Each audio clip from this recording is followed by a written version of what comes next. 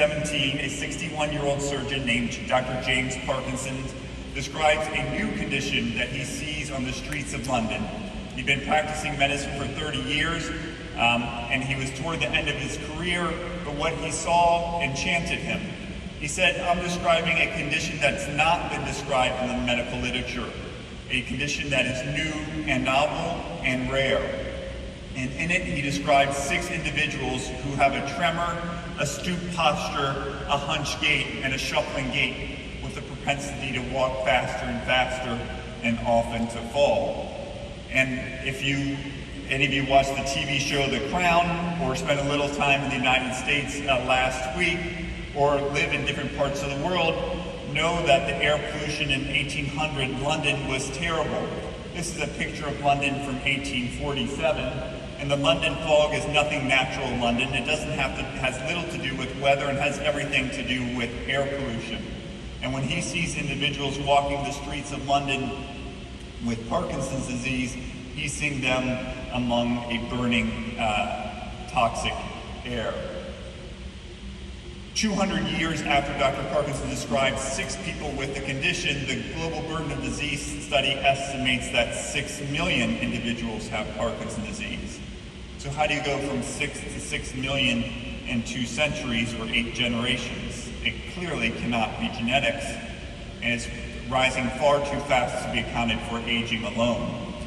And if you look at projections for the number of people with Parkinson's worldwide, it is projected to double again in the coming 25 years, unless all of us here today take actions to stem that tide. And if you look at the rates of Parkinson's in the world, they're not uniform, suggesting that there have to be other environmental factors to account for the differences. Indeed, if you look at this graph from the Global Burden of Disease study, you see a 5-fold variation in the rates of Parkinson's disease. Areas of the world that are most industrialized, like the United States and Canada, have the highest rates of the disease. Areas of the world that are least industrialized, like Sub-Saharan Africa, have the lowest rates of the disease. And areas of the world that are undergoing the most rapid industrialization, such as India and China, have the fastest increasing rates of the disease. Adjusted for age, rates of Parkinson's disease in China have more than doubled in just the past 25 years alone. So what is fueling this rise? I'm going to argue to you that there are 3 major environmental toxicants that are fueling the rise of Parkinson's disease. The first is air pollution. Many of you know when you see air pollution, in it you can see tiny particles of dirt and soot. These tiny particles of dirt and soot are called particulate matter. Many of them are very small, less than 2.5 microns, or 10 to the negative 6 meters, 1/70th the width of my hair. And many of these particles are coughed out or we sneeze them out, but some are so small that they can enter our nerves that are responsible for smell and go back and enter back to the smell centers of the brain. Hitchhiking on these particles are toxic metals: lead from leaded gasoline, iron from brakes, platinum from catalytic converters. And it turns out that for Parkinson's and Alzheimer's disease, the earliest clinical features of these diseases is loss of smell, and the earliest pathological accumulation of the misfolded proteins, alpha-synuclein for Parkinson's disease, beta-amyloid for Alzheimer's disease, are found in the smell centers of humans.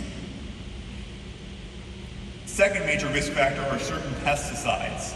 One of these pesticides is called paraquat. It's considered the most toxic weed killer ever created. In the United States, it kills the weeds that Roundup doesn't. It's so toxic that it's been used to commit homicide and suicide. Over 30 countries, including China, have banned it, but the United States has not. In fact, it's sprayed on vineyards about 30 minutes from where we're sitting today. The EPA, the United States Environmental Protection Agency, says that 1 sip can kill, and recent reporting from the British investigative journal The Guardian indicates that the manufacturers of paraquat has known about its links to Parkinson's disease for 50 years and covered it up. Despite all that, paraquat is used, and for the last 5 years, for which data are available, use in the United States has more than doubled. The third major environmental toxicant is a very simple molecule called trichloroethylene. You guys are all environmental scientists and know a lot about chemistry, so this is trichloroethylene, a very simple 6-atom molecule. It's got 2 carbon atoms in black, it's got 1 hydrogen molecule and 3 chlorine atoms, and hence its name trichloroethylene. It's got a sister molecule called perchloroethylene, which just has 1 additional chlorine atom. TCE has been used in everything to decaffeinate coffee, to degrease metal, and to dry clean clothes. Perchloroethylene, its cousin, is still widely used as a dry cleaning agent. When you drive around Rochester today and you drive past a dry cleaner, they're still likely using PCE or perchloroethylene. Trichloroethylene is associated with a 500% increased risk of Parkinson's disease. A 500% increased risk of Parkinson's disease. TCE causes cancer. Despite all of this, TCE is still used in the United States, although it has severe restrictions in most of Western Europe. Global use is increasing at 3% per year. In China, which, as I mentioned earlier, has the fastest increasing rates of Parkinson's disease, has half the world's market of TCE. So I'm going to go a little bit more detail about each of these. This is a graph of particulate matter in London from 1700 to the present, and you can see that the air quality in 1800 London was 20 times as bad as it is today, and twice as bad as it was in 1952 when the Great Smog occurred. During Winston Churchill's last term as Prime Minister, there was a great smog that overcame London. That's a picture of it. That's daylight in London during the Great Smog of 1952, which led to mass hospitalizations, 12,000 deaths, and 4 years later, the first Clean Air Act ever passed anywhere in the world. Air pollution in 1800 London, when Dr. Parkinson's describing the condition that will later bear his name, is just as bad as it is in Delhi, India today, which has among the worst polluted air in the entire world. Paraquat is that toxic weed killer that's been around since the 1960s, and it's found throughout the United States, including, as I mentioned, here in upstate New York. And hundreds of studies have linked paraquat to Parkinson's disease, and studies suggest that farmers who are exposed to paraquat have a 150% increased risk of developing Parkinson's. TCE is that simple 6-atom molecule that's been used to degrease metal, to dry clean clothes, and to decaffeinate coffee. And it's associated with a 500% increased risk of Parkinson's disease. My colleagues looked at twins from World War II who had hobby or occupational exposure to the chemical versus those who didn't, and found a 6-fold increased risk of developing Parkinson's disease. And just like smoking and lung cancer, you don't smoke a cigarette and develop lung cancer the next day. It takes years or decades for the disease to unfold. They found a 10 to 40-year lag between the time you get exposed to these chemicals and the time you develop Parkinson's disease. And because of its widespread use, they thought that the public health implications could be substantial. And they were right. Parkinson's disease is actually one of the lesser problems associated with this chemical. This chemical, which was first created in 1864, which was, at the time of the U.S. Civil War, has been produced since the 1920s, so since shortly after World War I, is a known carcinogen. The World Health Organization says it's carcinogenic to humans. The EPA, the United States, says it's carcinogenic in humans by all routes of exposure. And the Centers for Disease Control says that TCE is associated with increased incidences of liver, kidney, and non-Hodgkin's lymphoma, in addition to prostate cancer and multiple myeloma. So what does this all mean for Parkinson's disease? This means that Parkinson's disease is likely a man-made disease, and likely means that Parkinson's disease is preventable. Parkinson's disease, the world's fastest growing brain disease, may be largely preventable. There's only one high-quality study that I know of in the world that has demonstrated that the rates of Parkinson's disease are falling, and that's in the Netherlands. where a 60% decrease in the incidence of Parkinson's disease was found between 1990 and 2010. I then looked back and wanted to assess what was going on with air pollution, pesticides, and TCE. And you can see that air pollution in the Netherlands and in Western Europe in general substantially improved beginning in the 1970s and 1980s with a more than 50% decrease in particulate matter and other measures of air pollution. Pesticide use, many pesticides are fat soluble and can dissolve in the fat of humans. Levels of pesticides in people's fat, think about the brain as a fatty organ, drop between 75 and 90% in just the span of 18 years, suggesting that we can make huge changes in our environment in relatively short periods of time. And levels of TCE in the outdoor air in the Netherlands in 1981 were among the lowest in all of Europe. Associated with declines in these three environmental toxicants is a substantial reduction in the incidence of Parkinson's disease in just 20 years. So what does this mean for all of us? I think quite a bit. There's a great new book written by a young philosopher, William McCaskill in England. It says, What We Owe the Future. And he highlights that the decisions we make today have substantial impact for the future for the lives of future generations. You're all interested in the environment, and obviously what we decide to do today for climate and climate change has profound implications for generations to come. We sit here in upstate New York, where a nation of Native Americans or Indians known as the Iroquois had a motto of thinking about what it means for the seventh generations. What are the decisions that we make today? What does that hold? What value, what implications does that hold for generations 7 to come?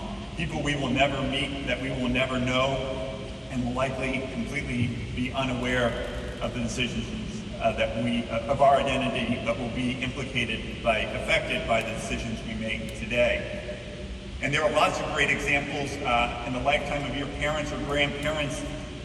There was a March of Dimes in the United States in which ordinary Americans, fearful of polio and their children becoming paralyzed by an infectious virus, sent in dimes. If you look at a dime in the United States, it has a picture of Franklin Delano Roosevelt, who likely had polio. And in 1938, there was a March of Dimes. Ordinary Americans mailed in dimes to the White House, nearly closed down the mailroom at the White House in the 1938s. 17 years after Americans raised millions of dollars for a polio vaccine, Jonas Salk in Pittsburgh, not too far from here, developed a vaccine for polio. Today we live in a world where polio that is largely free of polio except in very few parts of the world. In the 1980s, a little girl was killed by a car when she was walking the streets. She was hit so hard that she flew out of her shoes and died. The driver that killed her was drunk and had 4 previous incidents of drunken driving. 4 days after burying her daughter, her mother started an organization that became known as Mothers Against Drunk Driving. She said, I don't want anyone else to experience what I have had to suffer through with the loss of my daughter. 8 years after she creates a voice for her and forms MAD, every state in the union passes laws that outlaw drinking and driving, which was not the case in 1980. It raises the drinking age in the United States to 21. Maybe that's not so good for everyone here, but it lowers the blood alcohol level requirements to 0.08, which are still in place today. And today, drinking and driving is socially unacceptable, and your generation would not imagine doing such a thing. More recently, in the 1980s, an unknown and uniformly fatal virus was killing men in New York City and San Francisco. There was an absence of a federal response. People were being blamed for the diseases that they were suffering and dying from. Ordinary Americans, led by the late Larry Kramer, formed an organization called ACT UP. The motto of ACT UP was silence equals death, because if people with HIV remained silent, they would have died. They changed the course of research for HIV and to change the course of research that's conducted today. They blocked the streets of New York City. They overtook the U.S. Food and Drug Administration. They overtook the New York Stock Exchange, and they barricaded themselves in the lobbies of pharmaceutical firms. 8 years after they found their voice, scientists developed protease inhibitors, which have led individuals with HIV to live near normal, live lives with near normal life expectancy. Today, HIV is preventable. Millions of us don't have HIV because of the heroism of these individuals. It's treatable. More people with HIV in the world receive appropriate treatment for that condition than they do for Parkinson's disease, and HIV is declining. It is likely, and hopefully with sustained efforts, that HIV in the lifetime of individuals in this room will eventually disappear. These are all gifts that we've received from previous generations. And just with gifts, you have an obligation to receive and an obligation to reciprocate. The question to you today is, what gifts are you going to be giving to future generations? What diseases are you going to eliminate in your lifetimes? And I look forward to your answer. Thank you very much.